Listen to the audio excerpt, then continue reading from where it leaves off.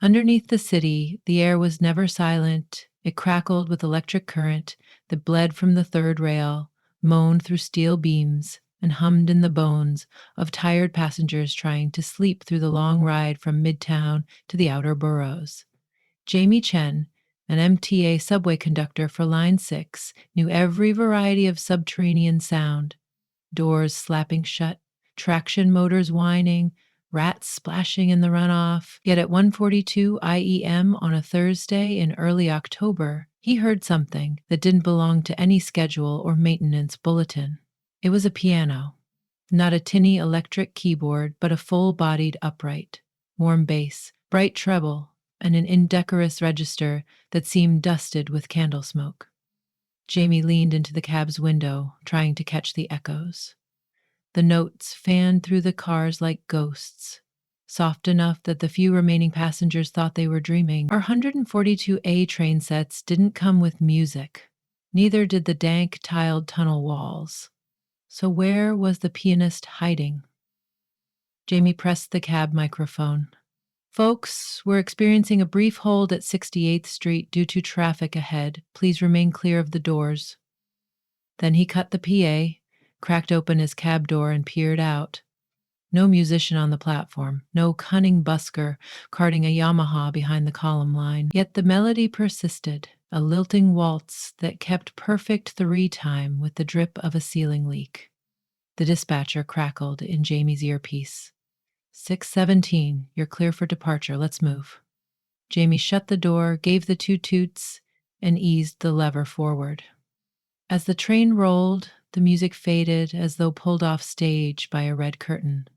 When he broke into open tunnel, silence took over again. He chalked it up to fatigue. 12-hour shifts, night after night, made the mind forge mirages. But the next night, the piano returned. Same time, same stretch between 59th and 68th. This time playing a Chopin nocturne Jamie recognized from his mother's old records. It tugged at him fiercely.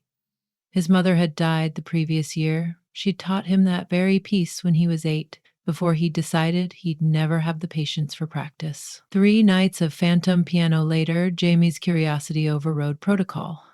When the waltz drifted in during Friday's final run, he keyed the radio. Control, this is 6:17 requesting a 2-minute hold at 70th for mechanical. Make it quick, the dispatcher warned, but Jamie was already grabbing his flashlight and slipping onto the empty platform. The echo led him past a chain-link gate marked no entry maintenance only. The padlock was missing, its shackle hanging like a drooped eyelid. Down the unlit stairs, the melody grew clearer, the wood of the piano audible under the hammer strikes. Jamie's boots scuffed a thick layer of dust that no foot traffic had disturbed in years. At the bottom, the stairwell opened onto a mezzanine, tiled in cream and hunter green, crowned by a vaulted terracotta ceiling that hadn't seen fluorescent light since the Truman administration. In the center stood an old upright piano, mahogany veneer peeled like sunburn. Seated before it was a young woman in a denim jacket stitched with patches of subway tokens and sheet music fragments.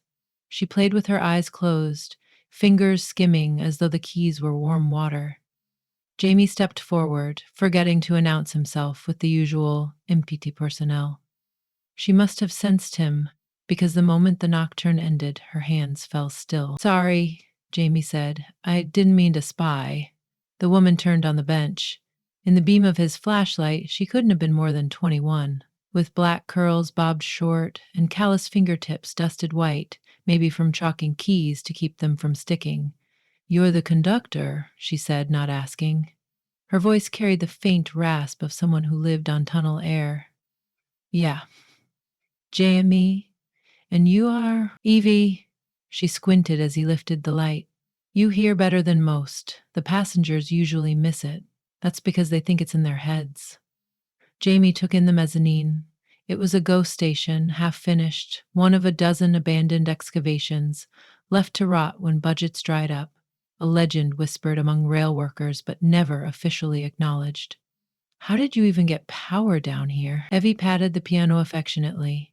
Batteries, and some scavenged parts from the old signal rooms. Music finds a way. You realize you're trespassing on MTA property.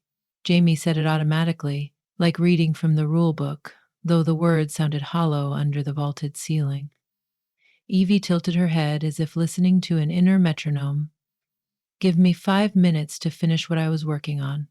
After that, you can escort me out. She lifted her hands, but instead of touching the keys, she pressed one foot on the sustain pedal and reached behind the piano. Jamie heard a subtle click like a latch. Then a section of the wall slid back, revealing a black corridor large enough for one person to slip through sideways. A gust of underground wind carried an undertone of rushing water and something older, metallic. Jamie stared, open-mouthed. That's a service duct. More like a forgotten vein, Evie said. You wouldn't believe how many lead nowhere. But this one breathes. She pulled a miner's headlamp from her backpack, clipped it to her curls, and pointed it at him. Coming? I have a train upstairs. You've got 3 minutes before Control wonders why you're stalled. The tunnel loops right back.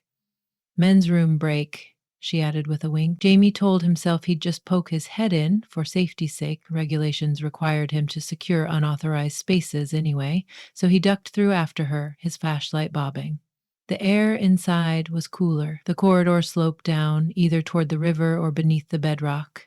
Evie walked lightly, humming a theme Jamie didn't recognize. Every so often, she tapped the tiled wall. Echoes bounced, mapping invisible rooms beyond. How did you find this place? Jamie asked. I listened. She quickened her pace. Sound travels differently when there's hollowness behind the wall. My ears draft blueprints. 100 feet in, the passage widened into an arched chamber, with tracks laid in miniature narrow-gauge rails crusted in rust, leading nowhere. In the center, luminous white crystals sprouted from the floor like stalagmites. Evie knelt to touch one, and it chimed under her fingertip, matching the pitch she hummed. Quartz deposits, Jamie muttered, awestruck. Why does it sing? Piezoelectric resonance, Evie replied. Pressure plus vibration equals music if you know the key. She removed a tuning fork, struck it against the rail, and held it to a crystal. The crystal glowed, pulsing. Suddenly the ground rumbled, not subway traffic, but something deeper, as if the city itself cleared its throat. Jamie braced a hand on the limestone wall. Relax, Evie said. It's only water shifting in old aqueducts. The crystals carry the vibration upward. That's how my piano reaches you topside. So you're broadcasting acoustically? Jamie whistled. I thought I was losing my mind. Evie met his gaze. Her eyes were the dark green-brown of bronze that had weathered in sea spray. We're all losing something. I'm just trying to follow the echoes. Jamie's earpiece chirped. 617, what's the hold up? We show you stationary 7 minutes. Over. He cursed. I have to go. Same loop back, she said, gesturing. This place will still be here.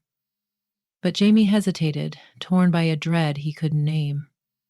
At last he sprinted back through the corridor, scrambled up the mezzanine, locked the maintenance gate, and returned to the cab with 30 seconds to spare. The nocturne lingered in his bloodstream the rest of the shift. Over the next week, Jamie rode the late trains like a man with a double life. Each night, as soon as he clocked out at Pelham Bay Yard, he caught the next downtown local in civilian clothes, hopped off at 68th, and slipped through the no-entry gate to meet Evie. She always greeted him with a new piece. Ragtime that made the dust dance in swirls, Debussy that rippled across the vaulted ceiling, or her own improvisations braided with grit and light. Afterward, they explored. The piano's secret latch led to a branching network of forgotten shafts, a decommissioned bomb shelter lined with comics from 1959, an iron spiral staircase that spiraled down to a subterranean lake reflecting fluorescence like trapped stars. Evie treated the labyrinth as a living score. She'd tap a pipe, listen to its pitch, then plot a route based on which notes resolved her internal chord sequence. Jamie followed, part protector, part disciple. During those wanderings, Jamie talked more than he had in years, about his mother's stroke and the muted apartment he could barely stand to sleep in, about how the MTA threatened budget cuts every quarter, making conductors feel disposable. Evie listened without judgment, her footsteps keeping time with his confession, and she shared fragments of herself. How she'd run from a group foster home in Long Island City at 16, how she'd busked on Canal Street until NFPD confiscated her keyboard, how the tunnels offered refuge from sirens that reminded her of overdue rent and caseworkers. Down here, she said, nobody expected her to be normal. She only had to be in tune. One night, Evie guided Jamie to the lip of an old service duct that opened beneath the East River. Water lapped inches below, black as vinyl. Across the space, the ceiling arched like the hull of a cathedral. Evie stood at the edge, closed her eyes, and played the air, as if keys floated under her fingers. Each motion summoned a chord that reverberated off stone and water in impossible harmony. "You're not actually touching anything," Jamie whispered. "Not with my hands." She inhaled. "The tunnels remember every train that's ever passed, every whistle, every pulse of electricity. I just coax the memories out." The chords coalesced into a theme Jamie recognized, incredibly, from a lullaby his mother had hummed in Cantonese, one he hadn't heard since childhood. He felt his throat cinch. "How do you know that song?" Evie opened her eyes. "I don't, not consciously. It rose when you looked at the water." Jamie sat on the concrete, covering his face. Grief sharp, untended, flooded him. For the first time since the funeral, he let himself cry. When he lifted his head, Evie was sitting beside him, not touching, yet closer than anyone had dared in months. "I can't keep doing double shifts," he confessed, voice wrecked. "I thought if I hauled enough overtime, the numbness would equal healing. It doesn't." "Then stop. Rent says otherwise. Maybe rent can compromise." She nudged his shoulder. "Have you ever taken more than a day off since she passed?" "3 funerals. That's it. Railways will survive if you breathe." He tried to laugh. It came out strangled. "What about you? Living on tunnel vibrations can't be sustainable." "Probably not," she allowed. "But feelings are. And they're louder down here." She angled toward him. The lamp on her forehead cast half her face in constellation shadows. "Tell me what you're feeling right now." Jamie met her eyes, and hearing the piano in his memory, smelling old varnish, he realized he felt something other than grief, something that hummed the way Evie's crystals hummed when touched. It terrified him more than the water below. She seemed to read the change, because her lips parted in gentle wonder, as if she'd found a chord she hadn't known existed. Neither spoke. The East River lapped, sounding like brushes on a snare drum. From above, metal screeched, a train rolling over the grating between stations. Jamie checked his watch. "I thought they blocked traffic on that spur after midnight." "They did," Evie said, forehead creasing. "Something's off." They retraced to the mezzanine and climbed the stairwell, but the gate at the top was padlocked, new brass glinting, chain wound twice around the bars. A laminated notice flapped. "Danger, structurally unsound. Entry prohibited." Jamie rattled it. No give. Someone reported the breach, must have installed this after the last southbound. He switched on his radio, but his battery had died. Of course. Evie weighed the problem in silence, then pressed both palms to the mezzanine wall, listening. "There's another crawl space behind the utility panel. Could surface near Hunter College. I've never opened it." They pried the panel loose, revealing a narrow throat of concrete. Jamie shimmied first, pulling Evie after. For 2 damp, bruising hours, they navigated ladders and culverts, guided by her perfect pitch. A high G signaled copper pipes. An E-flat suggested open air beyond. At last, a corroded hatch grated upward, revealing the anemic glow of 77th Street Station's emergency lights. They emerged like Lazarus, coated in grime. A cop on the platform did a double take, hand on his baton. Jamie flashed his MTA ID while Evie hid behind him, face streaked black. "Signal survey," Jamie lied. "We got turned around." The badge did its magic, the cop waved them on. An uptown local screeched to a halt. Its doors gasped open. As passengers stared, Jamie and Evie boarded, occupying the conductor's windowed alcove in the middle car. The train rattled into motion. Evie swayed with the movement, eyes fixed on her reflection in the glass. Invisible underground, but topside I'm trespasser number 7 trillion. Come home with me, Jamie blurted before thinking. Shower, food, decent Wi-Fi. Then we figure out next steps. Her reflection met his, softening. Are you sure? He nodded. If my super knows, he'll bounce me. But I'm tired of pretending the tunnels didn't change me. The tunnels amplified what was already there, she corrected. That too. He offered his hand. She took it, her calluses brushing his palm in a chord of rough textures. Neither let go for the rest of the ride. At Jamie's apartment in Queens, Evie washed caked dirt off her arms until the sink ran sepia. She used his mother's old bathrobe, smelling faintly of lavender sachets. Jamie reheated leftover congee and poured tea. They ate at the kitchen counter, legs swinging like children's, laughter bubbling at odd intervals, nervous, incredulous. The next morning, Jamie called his supervisor and claimed sick leave. 4 days. It felt illicit and liberating. He and Evie spent daylight examining the piano bench music she'd stored on a thumb drive. At dusk, they returned to the subway, this time via legitimate entrances, and Evie busked on platforms with a roll-up rubber keyboard connected to a battery amp. Crowds gathered, some dropped 5s and 10s, some danced. She played better than ever, Jamie thought, because now the city's roar answered her instead of swallowing her. On Monday, Jamie's phone buzzed. Mandatory meeting. Meeting with Service Disruptors Investigation. Word had circulated about unauthorized personnel and restricted shafts. Camera footage captured shadows. Maintenance reported removed locks. Jamie packed a clean uniform, steeling himself. Evie watched from the couch. If they push, don't lie. They'll terminate me. Truth has better echoes. If they still fire you, we'll build something new. He believed her.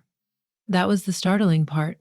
At MTA headquarters, Jamie sat before a panel of supervisors and safety officers. They played surveillance clips, grainy images of him stepping onto the 68th Street track bed, lights off. They produced stills of the padlock he'd neglected to reinstall. They asked where he'd gone during the 7-minute hold. He inhaled, hearing Evie's nocturne behind his ribs. Then he spoke. Not defense so much as confession.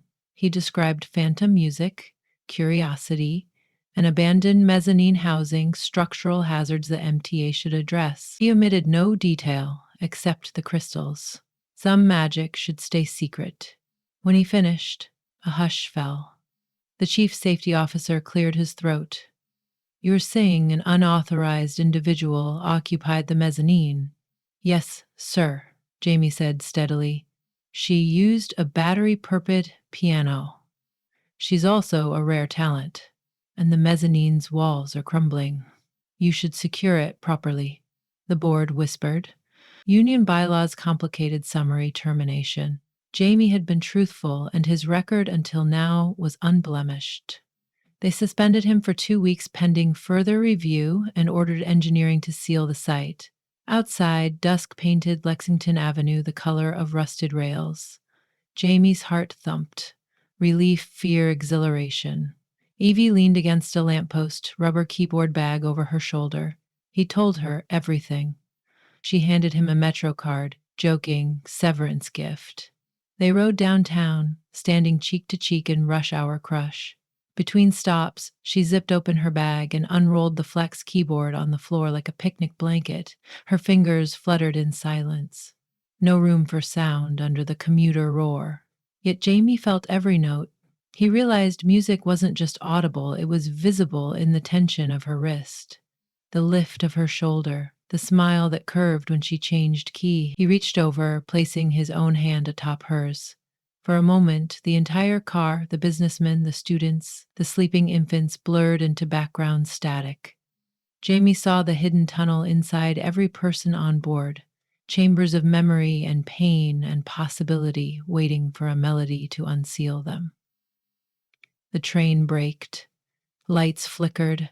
Somewhere ahead, switching problems delayed traffic, a nightly nuisance. Passengers groaned. Evie's eyes sparkled. Feel that, she whispered. What? Opportunity. She stood, braced her amp on a seat, and switched it on low.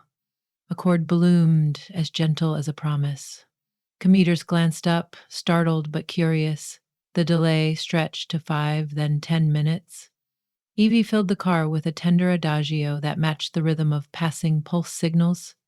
By the time the train finally lurched forward, strangers were humming, shoulders relaxed. A woman wiped tears, smiling. A kid knocked his dad's newspaper down to see better. As they pulled into 42nd Street, the crowd erupted in spontaneous applause. Coins and bills showered the keyboard case. Evie bowed, cheeks flushing. Jamie felt something open in his chest, a portal wider than any maintenance hatch. They stepped onto the platform, pockets fuller, hearts lighter. Jamie spoke over the din. Where to next? Evie scanned the celestial map in her head. The tunnels, the quartz caverns, the giant lake under the river, all stitched with rails and resonance. Anywhere sound echoes, she answered. Everywhere feelings hide. She reached for his hand again. The bolts and beams of the city vibrated like strings on a great unseen piano. And as they walked, Jamie realized he was no longer merely following music. Together, they were composing it, turning abandoned tracks into measure lines and latent emotion into song. Far above, the skyline glittered. Below, a new nocturne began.